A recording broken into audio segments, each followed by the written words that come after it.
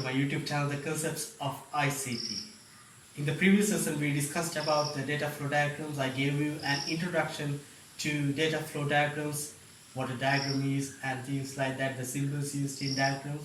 And in this lesson, we are going to do some examples for the zeroth level diagrams or the context diagrams.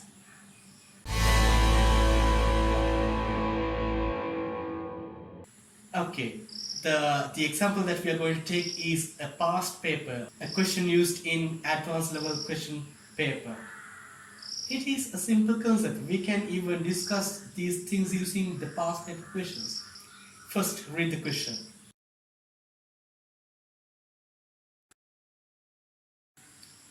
So the question discusses about online assignment management system or the NetAssign. So in context diagram, what we display is, what we show is the transactions or the interactions within the system and the external entities. You don't show the things, what happens inside the system, what the processes take place within or the inside the system. So in the context diagram, we represent the whole system using a single process. So in this example, the system is NetAssign. So we represent that using a single process. We should always name them NetAssign. So in this example, the system is NetAssign. So it states that this system is used by students. So there should be an external entity named student.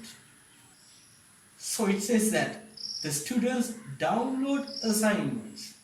So there should be a data flow from the system to the students with the name assignment.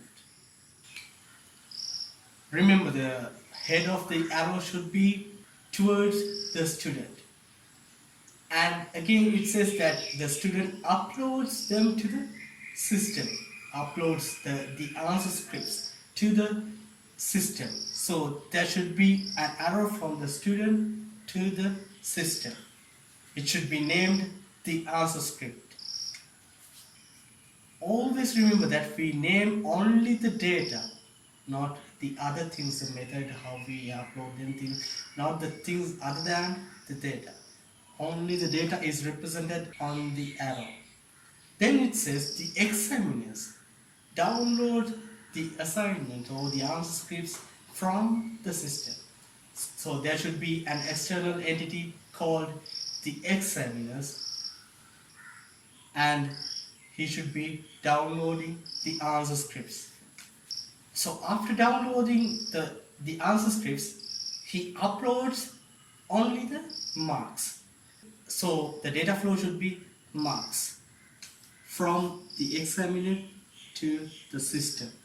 Then it says the student can only view the grade, not the marks. So there should be a data flow from the system to the student with the name grade.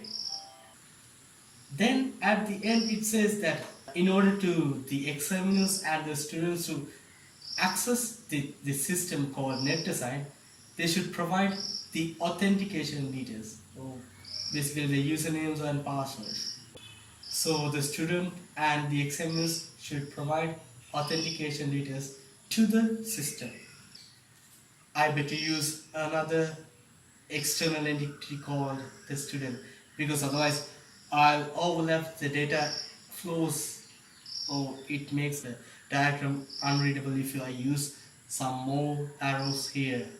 So I'll use another external entity called the student, and he sends the authentication details to the system. And at the end it says that the NUICT provides these details to examiner and the student. So NUICT still is an external entity. So it should be providing the authentication details to the student and the examiner.